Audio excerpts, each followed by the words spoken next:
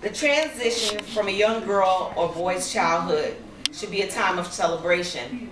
As she and he embarks upon puberty, they are beginning to notice the metamorphosis that their body is going through. With positive influences, they are nurtured and ushered into adulthood. On the other hand, if they are being preyed upon during this time, they become children interrupted. According to Dr. Rowan, who cites a 1990 statistical study conducted by sociologist Edward Lawman and his colleagues, showed that 17% of females have been sexually touched as children. This may appear to be a small percentage. However, one should be alarmed that this is happening to our children. Our children is being victimized in this matter. It certainly has my attention. The situation worsens during sexual exploitation of children because children began to be sold as sex slaves. Case in point is the young girl in North Carolina, Shania Davis, who was sold into prostitution by her mother at 5 years old.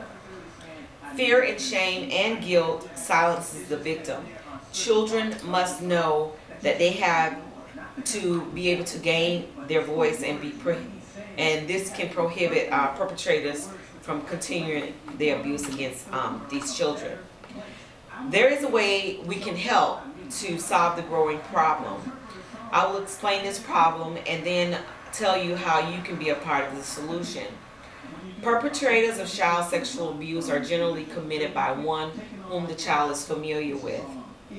Most children are sexually abused or not attacked by strangers.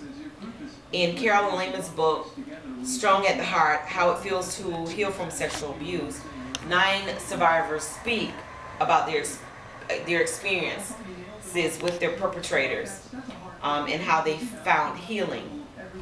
Perpetrators include family members, mothers, fathers, sisters, brothers, cousins, also teachers, religious leaders like rabbis and pastors. And in order to solve this problem, there are some solutions to it. We must educate our children on what are appropriate and inappropriate touches. We must also establish trusting adults in our community that our children can speak to when they're unable to speak with their parents. We also need to become vigilant about noticing the signs of sexual abuse. Now that you've been enlightened on the problem of child sexual abuse and who's responsible for it, let's look at ways that sexual abuse is manifested. Sexual abuse of children triggers latent bouts of low self-esteem, sexual promiscuity, and also anger or rebellion. First, low self-esteem varies by gender. Boys have a higher self-confidence than girls do. According to a 1997 study entitled Adolescence, Self-Esteem, and Locus of Control, a longitudinal study of gender and age differences. By age 12, self-esteem begins to falter. According to accepting defeat socially and academically and psychologically becomes easier for children that have been sexually abused. Sexual promiscuity is also prominent among sexually abused children. Sexual promiscuity is experienced both by boys and girls. Sex is used as a means of acceptance. Sexual risk-taking is very high among sexually abused children. Also, anger and rebellion are common side effects of sexual abuse, according to Dr. Lynn Daugherty's book, Why Me? Help for victims of child sexual abuse, even if they are adults now. Anger is also against the child that has been sexually abused. They turn the anger on themselves. They also turn the anger against others. They rebel at authority, and this is a widespread problem among children that have been sexually abused. The cries for help of sexually abused children come in the forms of behavioral problems, The answer to these cries are answered only when one is alert and recognizes them. Getting to the bottom of sexual abuse requires due diligence because victims can be less than forthcoming.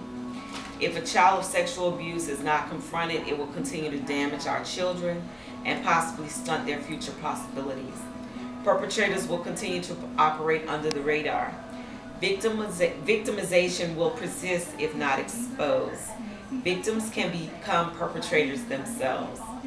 Child sexual abuse is not a personal problem, it's a societal problem.